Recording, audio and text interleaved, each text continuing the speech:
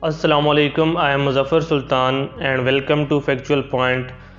Today we will learn indefinite tenses, either it is present indefinite, past indefinite और future indefinite. तो दोस्तों इस तरीके से जब हम टेंसेस पढ़ेंगे तो हमारे लिए सीखना बहुत ही आसान हो जाएगा। सबसे पहले हम जो इंडेफिनिट है उसकी तमाम टाइप्स पढ़ेंगे, उसके बाद कंटिन्यूस की तमाम टाइप्स, फिर परफेक्ट की, फिर परफेक्ट कंटिन्यूस की। तो इस तरह चीज़ें आपस में ओवरलैप करती हैं, एक दूसरे से कुछ हद तक सिमिलर भी होती हैं, तो वो हमारे माइंड में जल्दी बैठ जाती हैं। तो उम्मीद करता हूँ इस तरीके से आप जल्दी सीखेंगे और आपकी जो अंडरस्टैंडिंग है वो पहले से ज़्यादा बेहतर हो जाएगी। तो चलें शुरू करते हैं। दोस्तों इंडेफिनिट में हम सबसे पहले प्रेजेंट इंडेफिनिट करेंगे, उसके बाद पास्ट इंडेफिनिट और फिर फ्यूचर इंडेफिनिट। तो प्रेजेंट इंडेफिनिट की जो उर्दू में पहचान है, फ़िक्रे के आखिर में ता है, ती है, ते हैं, ताहूँ वगैरह आता है। और जो इसका इंग्लिश स्ट्रक्चर है वो कुछ यूँ है, सबसे पहले सब्जेक्ट आएगा, उसके बाद फर्स्ट फॉर्म ऑफ वर्ब आएगी और फिर उसके बाद ऑब्जेक्ट आएगा। इसके अलावा एस या ई एस का हम इजाफा तब करेंगे मेन वर्ब के साथ जब किसी जुमले में ही, शी, इट या फिर किसी का सिंगुलर नेम आएगा। इसके अलावा जो डू है वो as a helping verb use होगा जब भी इंटरोगेटिव या फिर नेगेटिव सेंटेंस आएगा, उसमें हेल्पिंग वर्ब डू यूज़ होगा। तो अब हम इसकी प्रेजेंट इंडेफिनिट की एक मिसाल यहाँ पर चेक करते हैं। हमने एक जुमला लिया है, वो खाना खाता है, इसके आखिर पे ता है भी आ रहा है, वो खाना खाता है। हमने इसका जो इंग्लिश में ट्रांसलेट किया है वो कुछ यूँ है, he eats meal, he eats मील, वो खाना खाता है। तो यहाँ पर जो सब्जेक्ट यूज़ हुआ है, मैंने जैसे कि पहले बताया था कि जुमले में सबसे पहले सब्जेक्ट आएगा जिसको हम कहते हैं डूअर ऑफ एन एक्शन, एक काम को अंजाम देने वाला। ठीक है, तो इस जो सेंटेंस है यहाँ पर ही जो है ये सब्जेक्ट है, उसके बाद ईट्स, ईट के साथ हमने एस लगाया, जो ईट है वो मेन वर्ब है, उसके साथ जब हम एस लगाएंगे ये ईट्स बन जाएगा। और फिर मील, मील क्या है, ऑब्जेक्ट है, किस चीज़ के ऊपर काम हो रहा है, खाने के ऊपर काम हो रहा है। तो यहाँ पर जुमला कुछ यूँ बना है, he eats meal.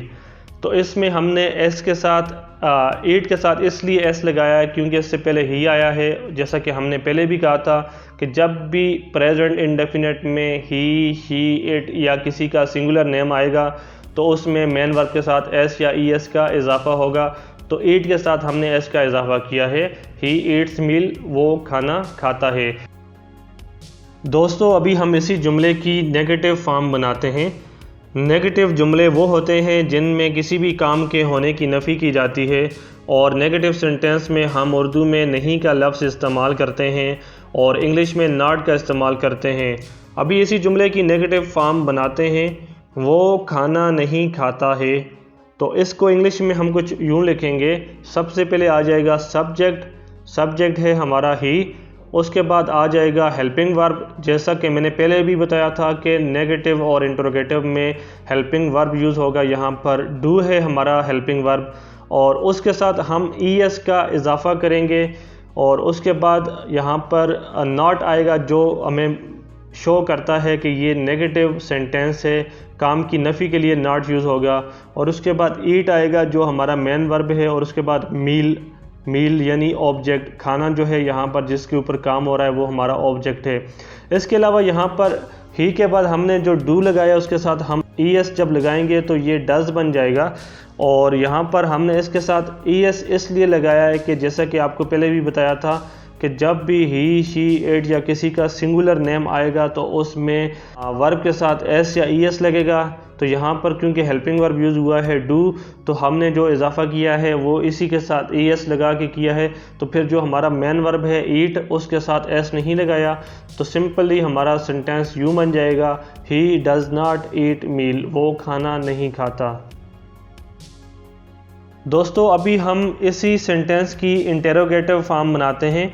Interrogative sentences वो जुमले होते हैं जिनमें किसी भी काम के हवाले से सवाल किया जाता है और उन जुमलों के आखिर पर सवालिया निशान होता है, जिनको हम इंग्लिश में साइन ऑफ इंटेरोगेशन या फिर सिंपली क्वेश्चन मार्क कहते हैं। तो अभी इसी सेंटेंस की जो इंटेरोगेटिव फॉर्म है वो कुछ यूँ बनेगी उर्दू में क्या वो खाना खाता है, और आखिर पे साइन ऑफ इंट्रोगेशन सवालिया निशान, क्या वो खाना खाता है। तो अब इसकी इंग्लिश कुछ यूँ होगी। सबसे पहले हम सेंटेंस के शुरू में हेल्पिंग वर्ब ले आएंगे जो कि हमारा डू है, और उसके बाद क्योंकि यहाँ पर ही यूज़ हुआ है और ही शी इट के साथ हमेशा एस या ई एस का इजाफा हम करते हैं, तो यहाँ पर हम डू के साथ ही ई एस का इजाफा करेंगे तो ये डज बन जाएगा। और उसके बाद जो हमारा सब्जेक्ट है ही, उसके बाद वर्ब है हमारा ईट, और उसके बाद जो हमारा ऑब्जेक्ट है वो होगा मील। तो सेंटेंस कुछ यूँ बन जाएगा, डज ही ईट मील, क्या वो खाना खाता है, और एंड पर साइन ऑफ इंट्रोगेशन, यानी इसमें हमने इंक्वायरी की है कि क्या वो खाना खाता है। Does he eat meal.